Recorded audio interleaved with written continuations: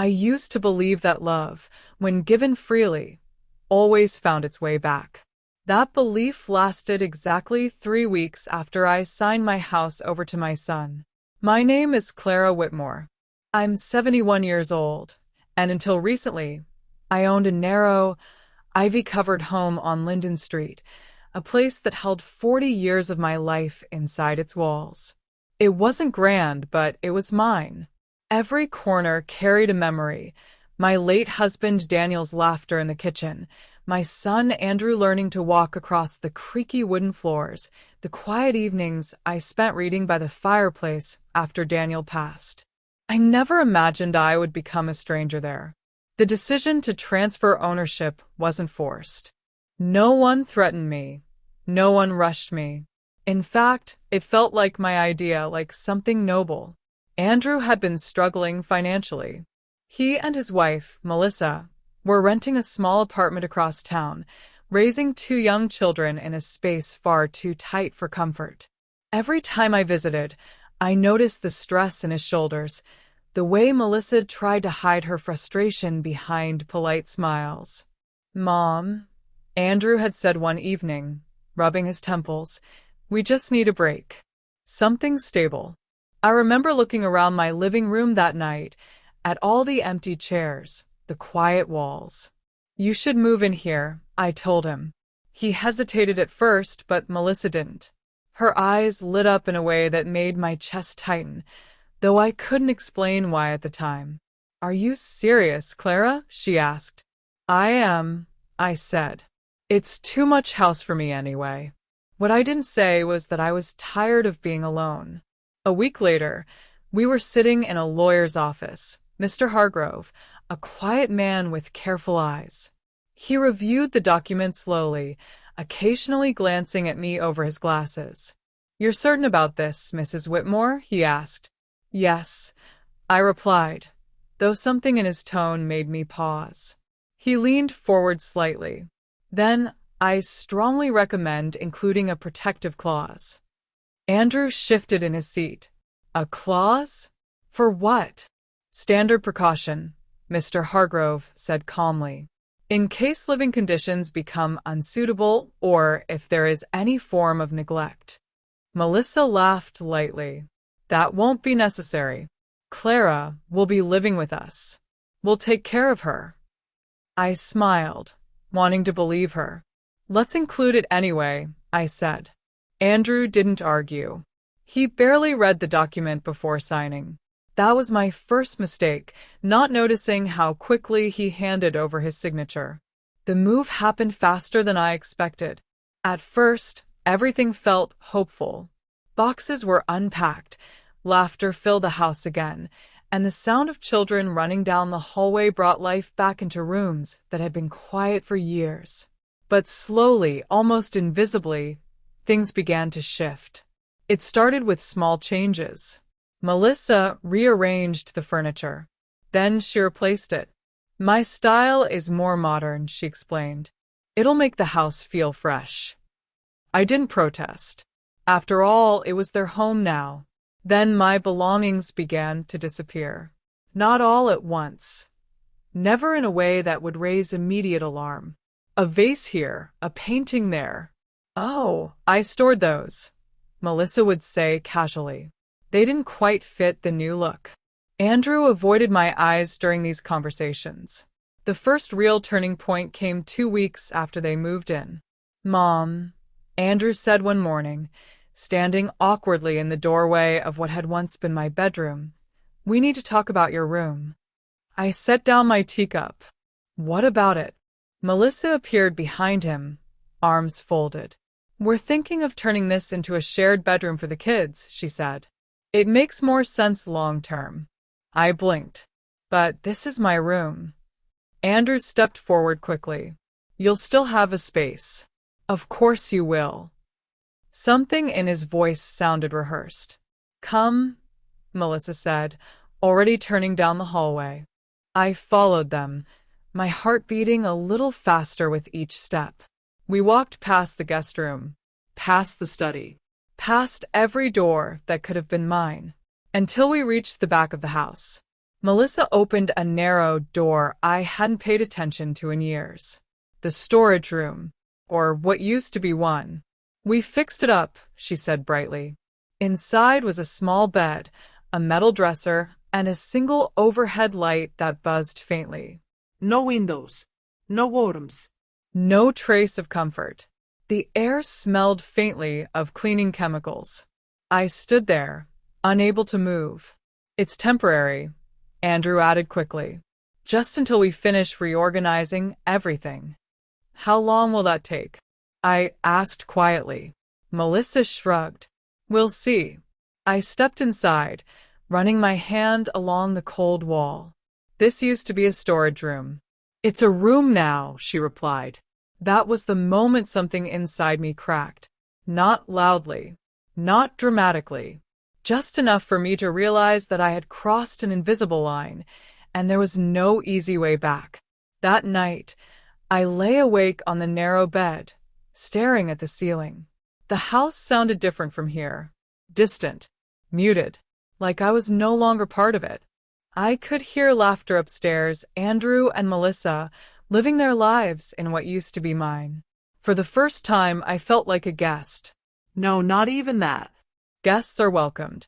I turned onto my side, staring at the wall inches from my face. In the silence, I remembered Mr. Hargrove's voice. In case living conditions become unsuitable. At the time, it had felt unnecessary.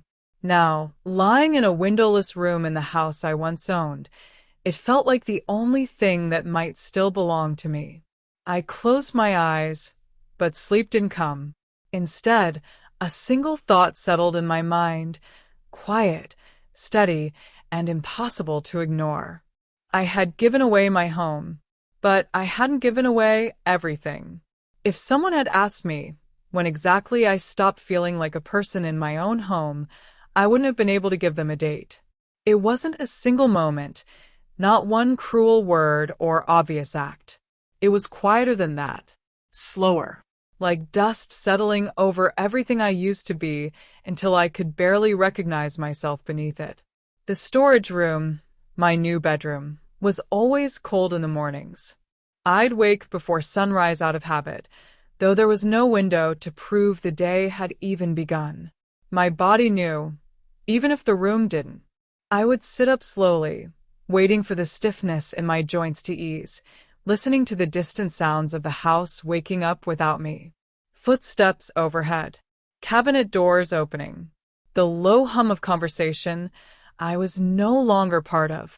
At first, I still joined them for breakfast. I would walk into the kitchen, trying to carry myself the same way I always had, upright, calm, present. But something had changed in the way they looked at me, or maybe in the way they didn't. Melissa would be on her phone, barely glancing up. Andrew would already be halfway out the door, grabbing his keys, avoiding eye contact as if it required too much effort. The children, sweet as they were, had begun to mirror the distance they were being taught. Morning, I would say. Morning, Andrew would reply, distracted. Melissa usually didn't say anything at all. One morning, I reached for the ceramic teapot I had used for years, white with tiny blue flowers, a gift from Daniel long ago. My hand froze halfway there. It was gone. In its place stood a sleek metal kettle, cold and impersonal. "Where's my teapot?" I asked. Melissa didn't look up. "Oh, that old thing? I donated it. It didn't match the kitchen anymore." Didn't match. I nodded slowly, lowering my hand. That phrase became a pattern. My armchair didn't match. Gone. My bookshelves didn't match. Replaced. The curtains I had sewn myself 20 years ago didn't match. Discarded without a word. Each time it was presented as something reasonable, practical, even helpful. And each time I said nothing, because what was I supposed to say? That my memories deserved to match? It wasn't just objects. It was space. I noticed it first in the living room. I used to sit there every afternoon, sketchbook in hand, letting the light from the front windows guide my pencil. But one day, when I walked in, Melissa looked up sharply. "Oh, Clara, could you maybe use your room for that?" she said. "I'm expecting a delivery, and I need the space to be clear." The way she said "your room" made it sound like a privilege. I hesitated. "I've always worked here." She smiled, but it didn't reach her eyes. Things change. So I carried my sketchbook back to the storage room. The lighting there was wrong. Harsh. Artificial. It flattened everything I tried to create. Colors looked lifeless. Shadows too sharp. After a few attempts, I stopped drawing altogether. Another piece of me, quietly set aside. Days blurred together. I began eating at different times than they did. Not because anyone told me to, but because it felt easier. Less awkward. Less visible. Or perhaps less unwelcome. Sometimes I would hear laughter from the dining room while I sat on my bed with a plate balanced on my knees. The sound traveled through the walls, distorted but unmistakable. It reminded me of how things used to be: family dinners, shared stories, the simple comfort of belonging. Now, I felt like I was listening to someone else's life. The children still came to see me, though less often. One afternoon, little Sophie slipped into my room, closing the door behind her with a conspiratorial smile. "Grandma," she whispered, "why do you live in here?" Children don't know how to soften questions. I smiled gently. "It's just temporary." She looked around, her brow furrowed. "But there's no window. Don't you get sad?" I opened my mouth to answer, but no words came. Before I could respond, the door swung open. Melissa stood there, her expression tight. "Sophie, what did I say about bothering Grandma?" "I'm not bothering her," Sophie protested. Melissa sighed, stepping inside. "Clara needs her rest." "I'm not tired," I said quietly. Melissa ignored me. She took Sophie's hand and guided her out. As the door closed, I heard her voice in the hallway, low but sharp. We talked about this. "You don't go in there unless I say it's okay." Unless I say it's okay. I sat on the edge of my bed, staring at the door long after they were gone. It wasn't just isolation. It was control. The realization settled slowly, like a weight pressing down on my chest. I began to notice other things: mail that no longer arrived, bills I hadn't seen, statements that used to come regularly, now missing without explanation. When I asked Andrew about it one evening, he waved it off. "Oh, we switched everything to paperless. It's easier." "For whom?" I asked. He didn't answer. That night, I checked my bank account using my tablet. The balance was lower than I expected. Not dramatically. Not enough to cause immediate alarm, but enough to make my stomach tighten. I scrolled through the transactions. There were charges I didn't recognize. Small ones. Scattered. Easy to overlook unless you were paying attention. Which I realized they probably assumed I wasn't. I sat there for a long time, staring at the screen. A strange clarity began to form. This wasn't chaos. It wasn't accidental. It was systematic. My space reduced. My possessions removed. My presence minimized. My finances quietly accessed. Piece by piece, I was being erased. And the worst part? I had allowed it. Not because I was weak, but because I trusted the people doing it. That night, I didn't cry. Instead, I reached into my bag and pulled out the card I had kept tucked away since the day I signed the house over. "Mr. Hargrove." I turned it over in my fingers, remembering the way he had looked at me, careful, almost concerned. "In case living conditions become unsuitable." At the time, I had nodded politely, not truly understanding. Now, sitting in a windowless room that smelled faintly of chemicals, I understood perfectly. I placed the card on the small metal dresser beside my bed. For the first time in weeks, I didn't feel helpless. Not yet powerful, but no longer blind. Somewhere upstairs, I heard Melissa laughing. Andrew joined in a moment later. The sound echoed through the house. Through my house. I lay back on the bed, staring at the ceiling. They thought I was fading. They thought I was too tired, too old, too quiet to notice. They were wrong. I closed my eyes, my hand resting lightly on the edge of the dresser where the card lay waiting. Tomorrow, I told myself. Tomorrow, I would start paying attention. And once you start seeing clearly, it becomes very hard to pretend you don't. The next morning, I didn't wait for courage to find me. I acted before doubt had the chance to return.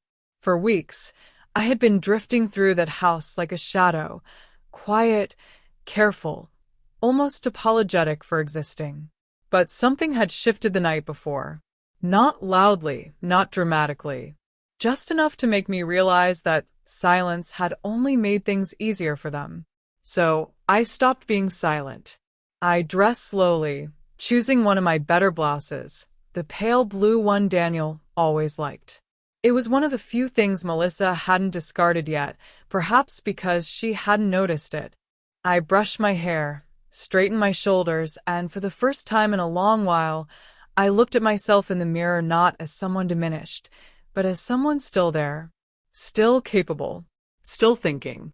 still watching. When I stepped into the kitchen, Melissa was already there, scrolling through her phone with a cup of coffee in hand. She glanced up briefly, her eyes flicking over me with mild surprise. "You're up early," she said. "I always am," I replied calmly. She didn't respond.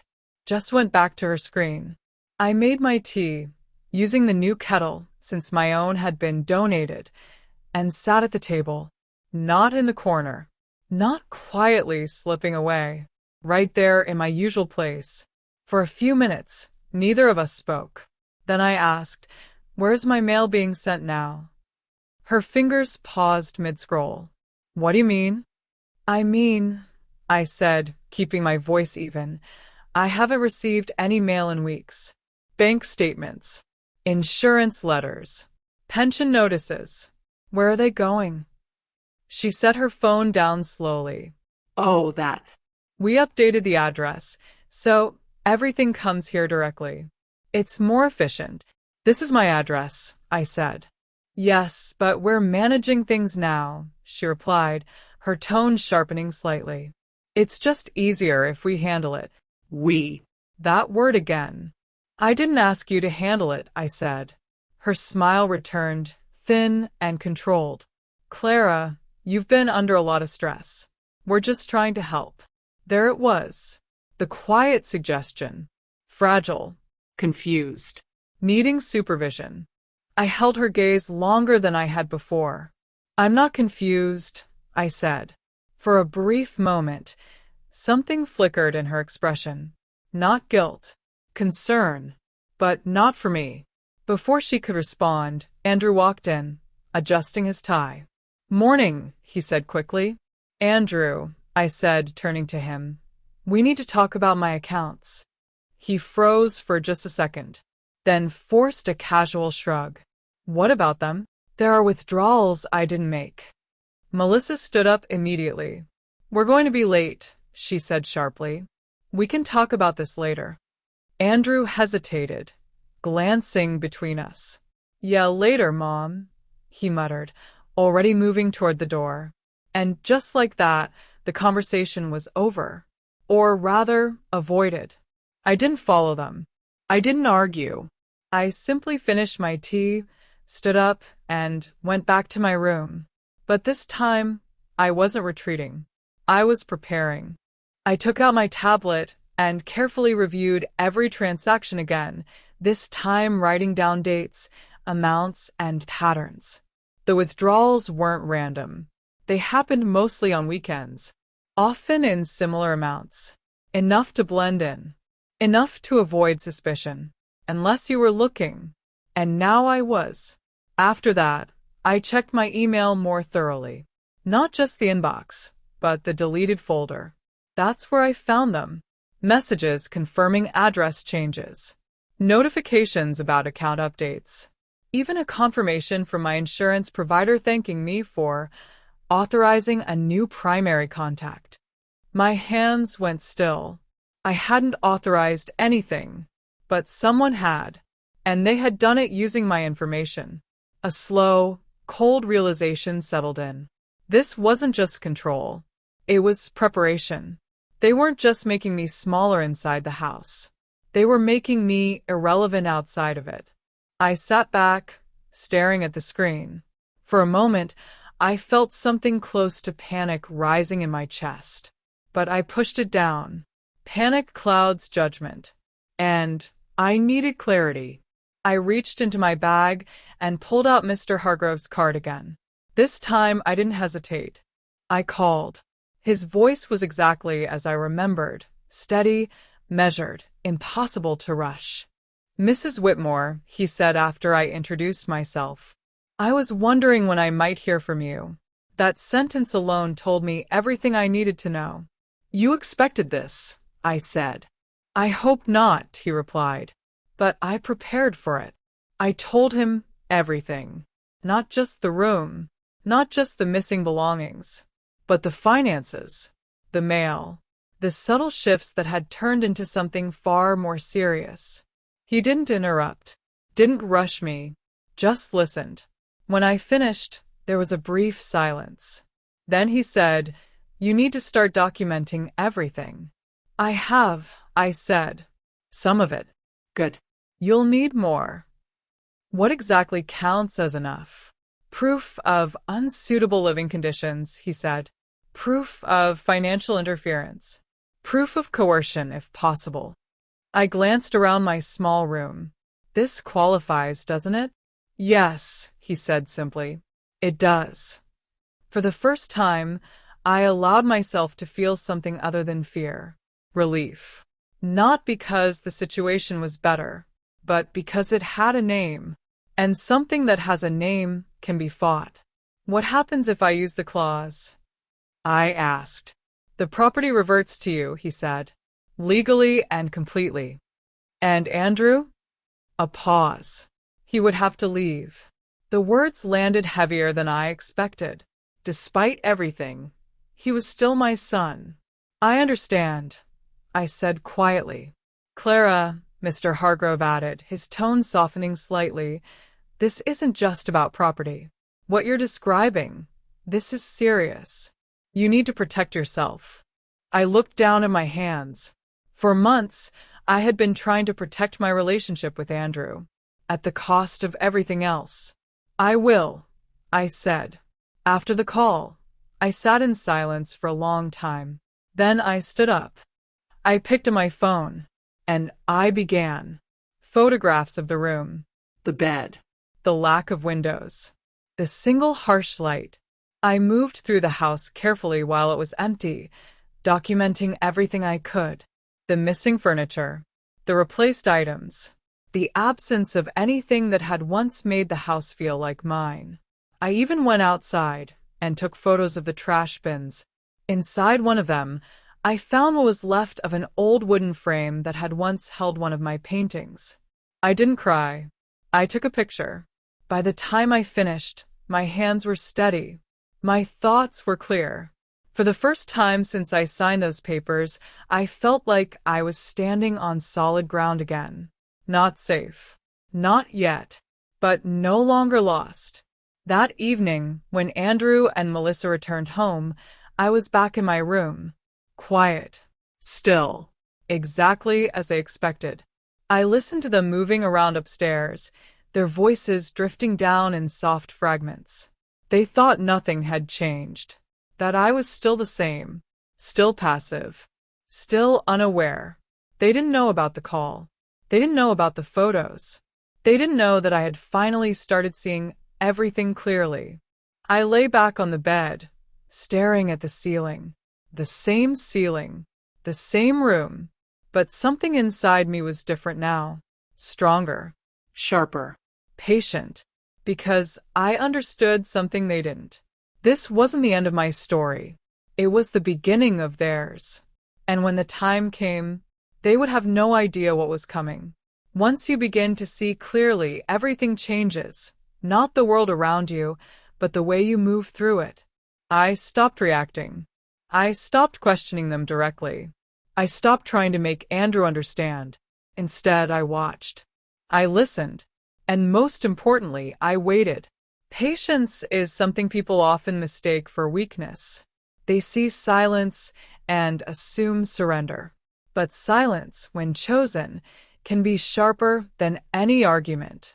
For the next several days, I became exactly what Melissa believed I already was: quiet, compliant, invisible. I stayed in my room more often. I spoke less at breakfast. I didn't ask about my belongings, my accounts, or my mail again. And because of that, they relaxed. I could see it. Melissa stopped watching me so closely. Andrew stopped looking guilty. The tension that had briefly surfaced after my questions dissolved into something smoother, more comfortable for them.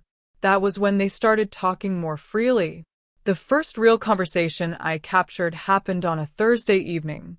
I had just returned from the small grocery store down the street, a trip I insisted on making myself, despite Melissa's passive disapproval. I moved quietly through the hallway and paused when I heard voices coming from the living room. They didn't know I was home. "We can't keep this going forever," Andrew was saying, his voice low but strained. Melissa responded immediately. "We don't have to. That's the whole point." I stayed perfectly still, just out of sight. "What do you mean?" he asked. "You know what I mean," she said. "The house is worth a lot more now after the renovations. We list it in the spring, we sell by summer, and we move." "And my mother?" he asked. A pause. Then Melissa's voice, calm and calculated. "We've already discussed this. There are excellent assisted living places. Comfortable, professional, structured. It's better for her." She didn't agree to that, Andrew said. "She doesn't have to," Melissa replied. "We'll make it clear that it's necessary." Something in my chest tightened, but I didn't move. "And if she refuses?" he asked. Another pause. Then, quieter now, almost thoughtful. "Then we make it so she doesn't have a choice." The words didn't shock me as much as they should have, because deep down, I had already begun to suspect them. I slipped my phone out of my pocket and started recording. Andrew sighed. "I don't like this." "You don't like what?" Melissa snapped. "Having a future? Having financial freedom? This house is our opportunity, Andrew. We're not throwing that away because you feel guilty." "She's my mother," he said.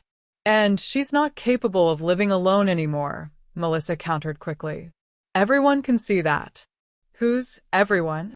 "I spoke to Dr. Reynolds," she said. My breath caught. Dr. Reynolds was my doctor. Or at least he used to be. "You talked to her doctor?" Andrew asked, clearly surprised. "Someone had to," Melissa said smoothly. "And he agrees that she should be evaluated. There are signs: memory issues, confusion, withdrawal." I nearly laughed. Not because it was funny, but because it was so deliberate, so carefully constructed. "She's been through a lot," Andrew said weakly. "Exactly," Melissa replied. "Which is why she needs proper care." Proper care. The phrase echoed in my mind long after the conversation ended. I turned off the recording and stood there in silence. This wasn't just about the house anymore. It was about control over every part of my life. My home, my finances, my independence, even my mind. They were building a case, and they thought I was too blind to see it. That night, I didn't confront them. I didn't show anger or fear. At dinner, I smiled when appropriate, nodded when spoken to, and returned to my room without a word. But inside, something had shifted again. Not just awareness this time. Resolve. The next morning, I went to the bank in person. The woman at the counter greeted me politely, though I could tell she recognized something unusual in my request. I'd like to review all recent activity, I said, placing my card down. And I want to change all access credentials immediately. Of course, she said. As she pulled up my account, I watched her expression change slightly. Is everything all right, Mrs. Whitmore? She asked carefully. No, I said. It isn't. She nodded, understanding more than I needed to explain. We went through everything together. The unauthorized withdrawals, the linked access points, the secondary device that had been used to log into my account, a device that was not mine. I can flag these transactions and begin an investigation, she said. Please do, I replied. And I strongly recommend updating your contact information and security settings. I'd like to remove all secondary access, I added. She gave me a small, approving smile. Good idea. By the time I left the bank, something inside me felt steadier, like I was reclaiming pieces of myself that had been quietly taken. From there, I went somewhere else. Dr. Reynolds' office. The receptionist looked surprised to see me. Clara, we haven't seen you in a while. I know, I said. I'd like to speak with the doctor. A short wait later, I was sitting across from him, studying his face carefully. Is everything all right? He asked. That depends, I replied. Have you had any recent conversations about my mental health? He frowned. No. Why would I? I held his gaze. Because someone claims you did. His expression shifted from confusion to concern. Clara, I haven't spoken to any. I moved through the small bathroom, taking my time, brushing my hair carefully, applying just enough makeup to bring color back to my face. When I looked in the mirror, I didn't see the woman they thought I was. I saw myself, still here, still present, still capable of walking into my own home. By the time the guests arrived, the house was alive with sound again. Laughter, voices, the clinking of glasses. It drifted down through the vents, just like it always did. But this time, I didn't stay in my room. I waited. I listened. I chose my moment.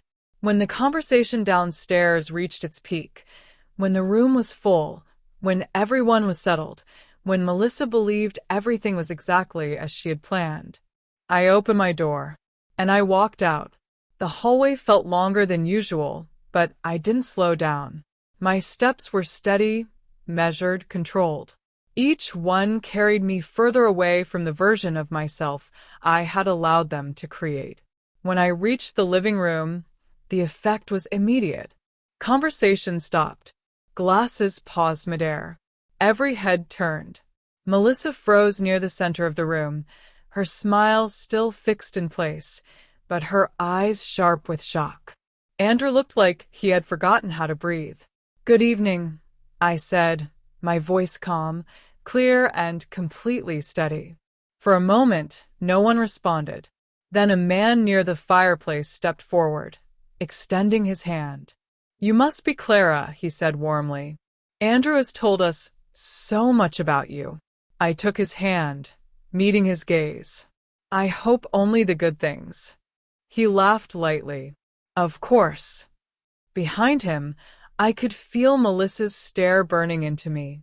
Clara, she said tightly, I thought you were resting. I was, I replied, but I'm feeling much better now. The room shifted slightly. People exchanged glances. Something was already off. I moved further inside, not waiting for permission, not asking for space. I belonged there. And for the first time in months, I acted like it. I haven't had the chance to meet everyone, I continued. It would be a shame to miss such a lovely gathering in my own home. That word lingered. Meaning? I saw it register. Subtle, but unmistakable. Melissa stepped closer, lowering her voice. We'll talk about this later. Of course, I said calmly. After dinner. And then I smiled. Not at her. At the guests. Dinner was different. At first, there was tension, thin, fragile, ready to snap. But I didn't feed it. I didn't create a scene. I didn't accuse or expose. Not yet. Instead, I did something far more effective. I became impossible to ignore. I spoke with warmth. I asked questions. I listened. I laughed when appropriate. I told small stories, carefully chosen ones. Stories about Andrew as a child, about the house, about the years that had shaped everything they were now sitting in. And slowly the room changed. People leaned toward me. They listened. They engaged. Melissa's control over the evening slipped, little by little, like sand through her fingers. Andrew, at first embarrassed, began to look at me differently, not with discomfort, but with something else. Recognition. By the time dessert was served, the balance had shifted completely. And Melissa knew it. I could see it in the way she held her glass too tightly, in the forced curve of her smile, in the way her eyes flicked toward me again and again, searching for something she couldn't quite grasp. She didn't understand what I was doing. That was the point. When the last guest finally left, the silence that followed was heavy. The door closed. The air changed. And then, what was that? Melissa snapped, her voice breaking through the room like glass shattering. I turned slowly, facing her. That, I said, was me attending dinner in my own home. You embarrassed us, she said, her voice rising. Did I? I asked calmly. Andrew stood between us, looking from one to the other. Mom, what's going on? I held his gaze. You really don't know? He hesitated, and that hesitation told me everything. I reached into my bag and placed the folder on the table. The sound it made, soft, controlled, cut through the room more sharply than any shout could have. What is that? Melissa asked. Everything, I replied. I opened the folder.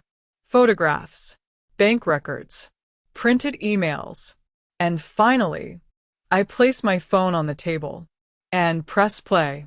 Their voices filled the room. Clear. Undeniable. Every word, every plan, every decision made without me about me. Andrew's face changed first. Confusion, then disbelief, then something deeper, something breaking. Melissa stepped forward quickly. This doesn't prove anything. It proves enough, I said, cutting her off. The recording continued. The mention of the house, the sale, the assisted living facility, the doctor, the lies. By the time it ended, the silence was absolute.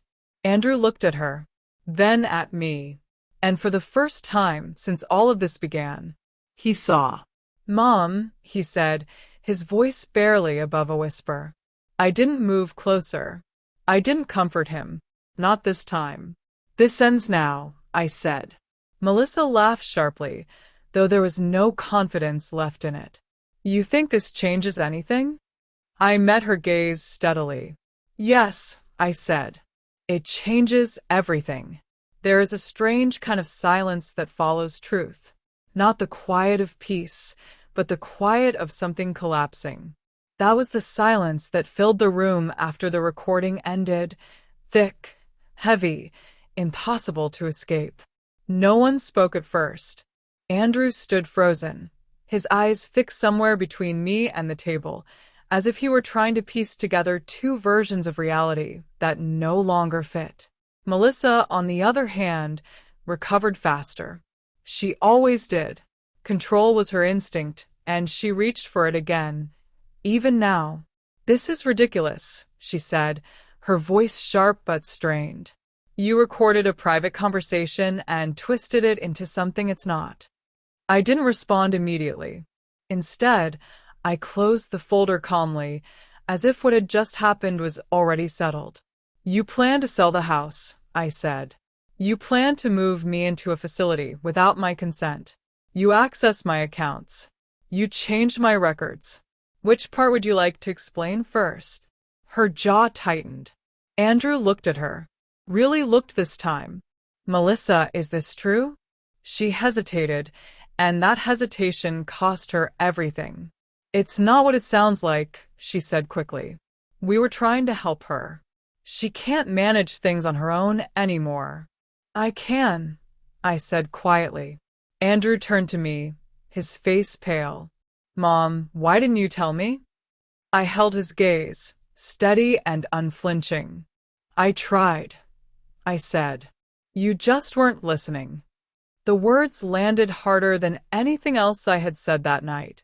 He looked down, his shoulders sinking slightly, as if something inside him had finally given way. For a moment, I saw the boy he used to be, the one who would run to me with scraped knees and broken toys, believing I could fix anything. But I couldn't fix this for him. Not anymore. This isn't just about feelings, I continued. It's about actions. And your actions have consequences. Melissa let out a short, bitter laugh. Oh, please. What are you going to do? Take the house back. You signed it over. I met her gaze. Yes, I said. I did. And then I added, calmly, clearly, and I'm taking it back. The room went still again. Andrew blinked. What? There's a clause in the transfer, I said. A legal protection. If I'm subjected to neglect, mistreatment, or unsuitable living conditions, the ownership reverts to me. Melissa shook her head immediately. That's not enforceable. It already is, I replied. Her expression faltered. I met with my attorney, I continued. I've documented everything. The living conditions, the financial activity, the recordings, the medical confirmation. Andrew stared at me, stunned. You've already done this? Yes. A long pause followed. And what does that mean? He asked quietly. It means, I said, that this house is no longer yours. Melissa's composure finally cracked. You can't just throw us out, she snapped. I didn't raise my voice. I didn't need to. You moved me into a windowless storage room in my own home, I said. You removed my belongings. You isolated me. You planned my future without me. So yes, I can. Andrew stepped back slightly, running a hand through his hair. Mom, I didn't know it was this bad. I looked at him for a long moment. I believe that, I said. And I did. That was the hardest part. He hadn't been the architect of it, but he had allowed it. And sometimes that's enough. What happens now? He asked. You have 3 days, I said, to pack your things and leave. Melissa scoffed. This is unbelievable. No, I said quietly. This is accountability. The next 3 days passed in a strange, detached rhythm. I stayed with a neighbor, an old friend named Ruth, while they packed. I didn't want to watch it happen. I didn't need to. Some endings don't require an audience. On the 3rd day, I returned. The house was quiet, empty, different. I stepped inside slowly, the familiar scent of the place now mixed with something new, absence. For a moment, I just stood there, listening, feeling, remembering. And then something unexpected happened. I didn't feel sadness. I felt space.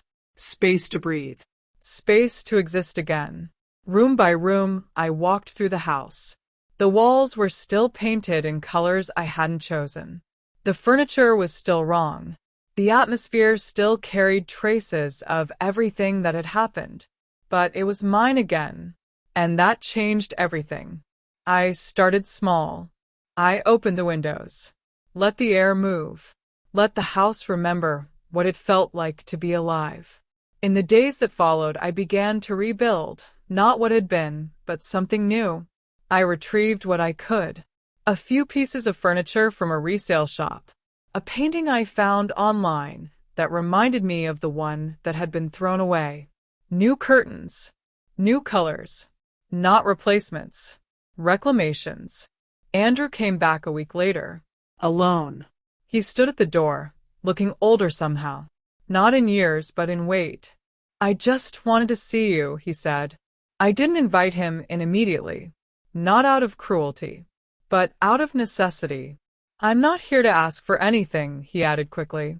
I know I don't deserve that. I studied him. Where is she? I asked. Gone, he said. I left. That didn't surprise me. What do you want, Andrew? I asked. He swallowed. I want to understand how I let this happen. That's something you'll have to figure out, I said. Tears filled his eyes. I'm sorry, he said. And this time, I believed him. But belief doesn't erase consequences. I'm not closing the door on you, I said. But I'm not pretending nothing happened either. He nodded slowly. I understand. And for the first time in a long time, he did. Months passed. The house changed. I changed. I turned one of the brighter rooms into a small studio and started painting again, not because I had to, but because I wanted to. I met new people, reconnected with old ones. I allowed myself to exist fully, without shrinking, without apologizing. Eventually, I made another decision. I sold the house. Not out of loss, but out of choice. I bought something smaller, lighter.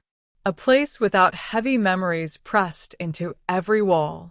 A place that felt like a beginning. Andrew helped me move, not as an obligation, but as an effort. We spoke more, carefully, honestly, rebuilding something, not what we had before, but something real. As for Melissa, I never saw her again, and I didn't need to, because this story was never about her. It was about me. About what happens when you realize that love without respect is not love at all. About what happens when you stop waiting to be treated right and start demanding it. And most importantly, about what you take back when you finally decide that you are not invisible. I lost a house. I lost trust. For a while, I even lost myself. But in the end, I took everything that mattered back. And that was more than enough.